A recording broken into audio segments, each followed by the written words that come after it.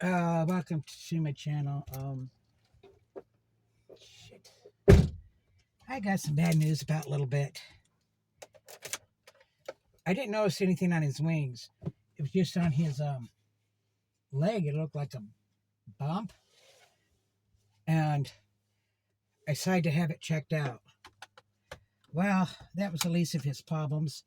Vet says it probably occurred due to like a night flight or something. He just got like a bruise. But upon examining, I had his wings looked at because it was a funny color, and he believes it's cancer.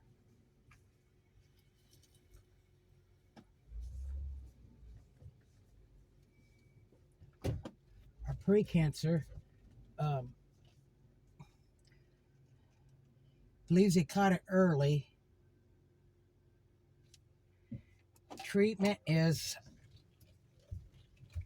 just to amputate the left wing. You know, the wing it's on.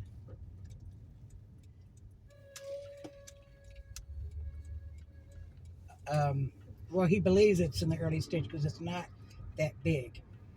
Now, the thing is, anesthetic is risky to parrots, and it's extremely risky in your smaller birds like your parakeets and your cockatiels. It can kill them.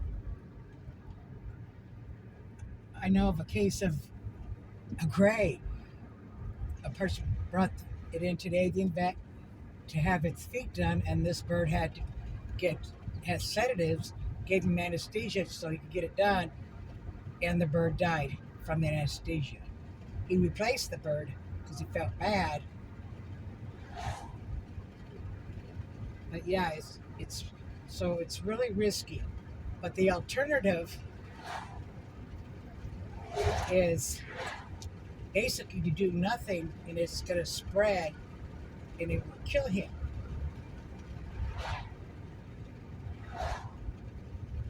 To do chemo and radiation in a bird, although it can be done, to give him chemo is going to make him sick. It's going to do. I decided amputation, since he can't fly anyway, is a better alternative.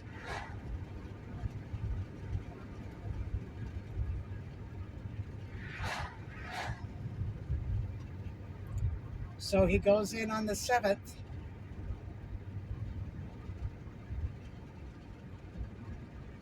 I'm trying to think of it as positive that the anesthetic, he'll survive it. Oh God, it reminds me of that parakeet I used to have. When I was 13, 14, my first parakeet, I spent months training this bird, taming and training the whole bit, right? He got a bump, a swelling, a big swelling on his leg above the breeder's band. So we took him into the vet. He felt it was either cancer or the breeder band was too small, and when the bird grew, it was cutting off his circulation, which he felt was more towards that. Um, he said I'd have to bring him back in 2 weeks so he could have the tools to do it. But he said, I'm going to be honest with you. There's a good chance he won't survive the anesthetic, even at the right amount. They could still die from it. Well, I could see having him suffer for 2 weeks if the anesthetic was more likely going to kill him and I had the bird put down.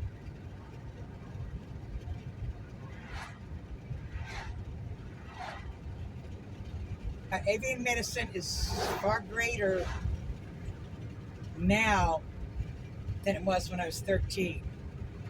So I am going to risk it. I am going to have it done.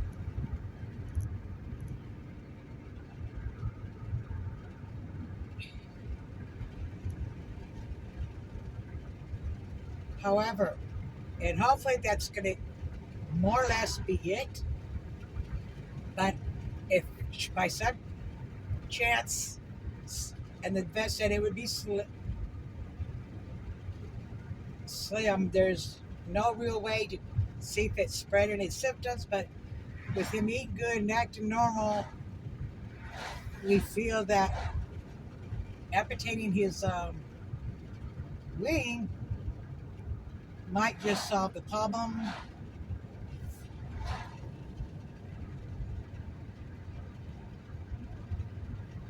And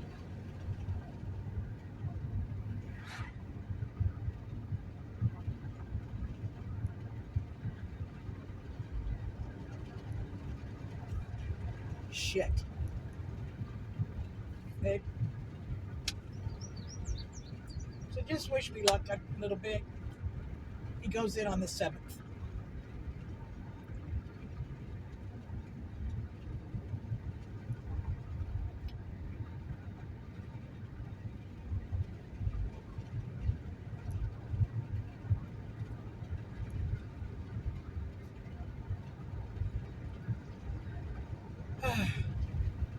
And he's a good vet, and he's the only vet. It was like I had to get up early, feed mom. One of her friends came over to sit with her while I took the bird into the vet because it took me 2 hours to get there.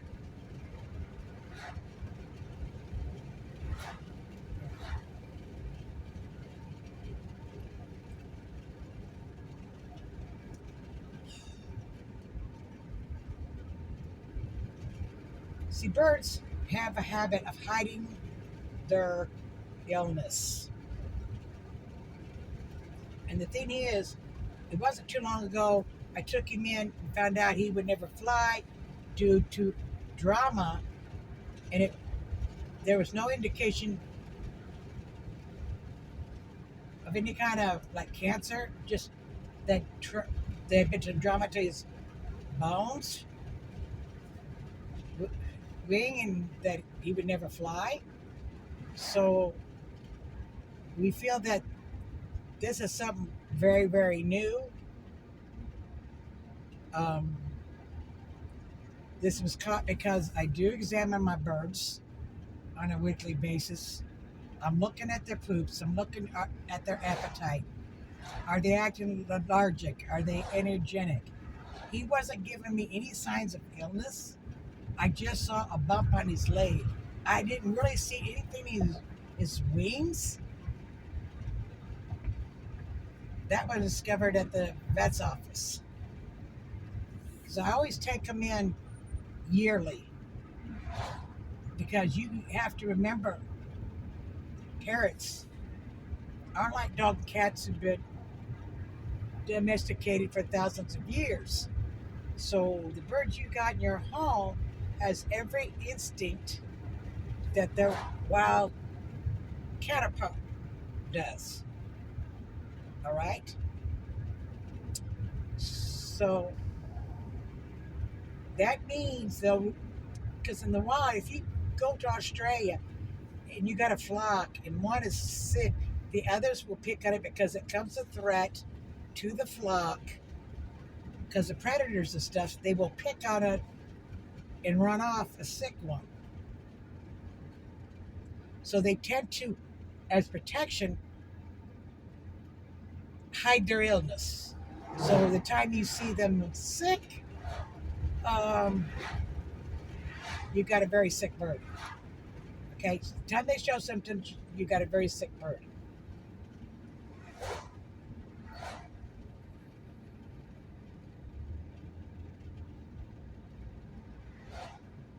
And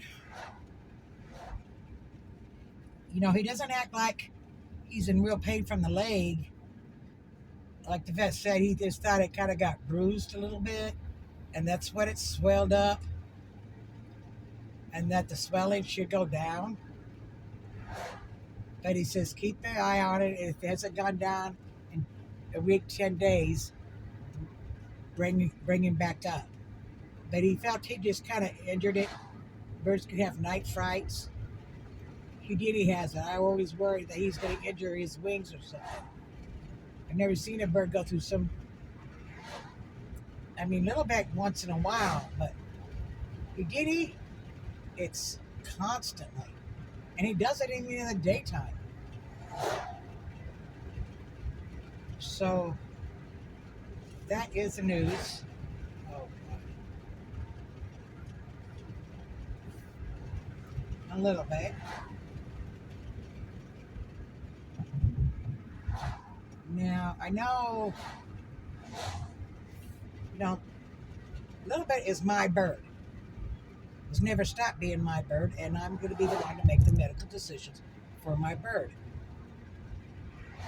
Now, Nix did help me, and the deal was if something happened or I couldn't keep him, he goes to Nix. So I don't know if something happens to me and he's got one wing, if Nix will still want him. Hopefully so, or I'll have to find a alternative homes should something happen to me.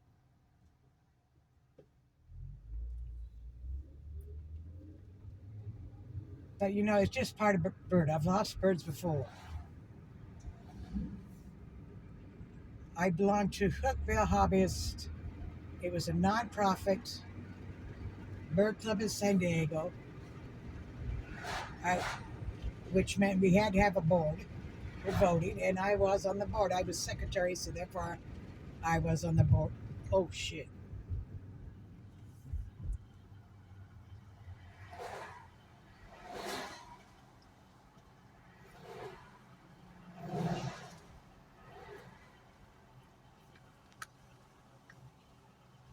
There's a mower.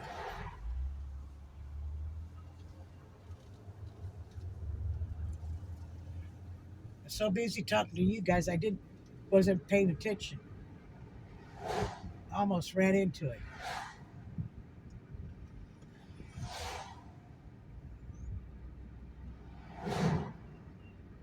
Anyways, they had this Latino cockatiel in this cage, and apparently he had been owned by a woman who was homeless.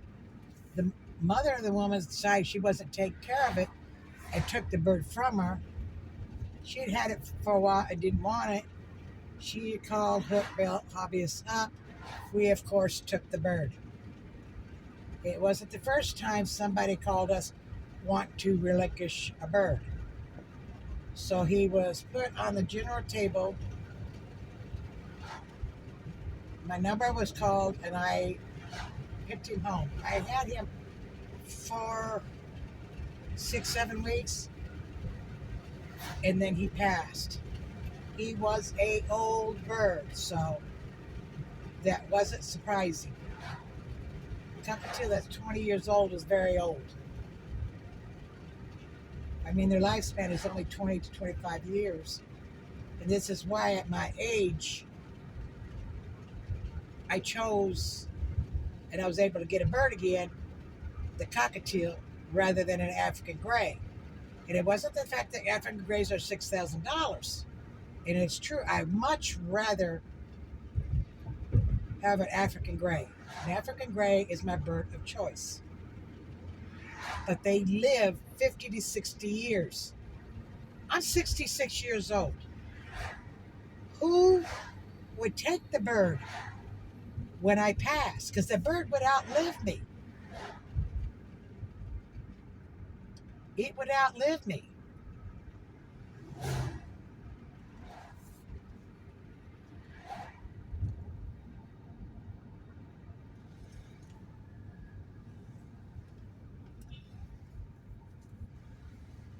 Another bird I like to have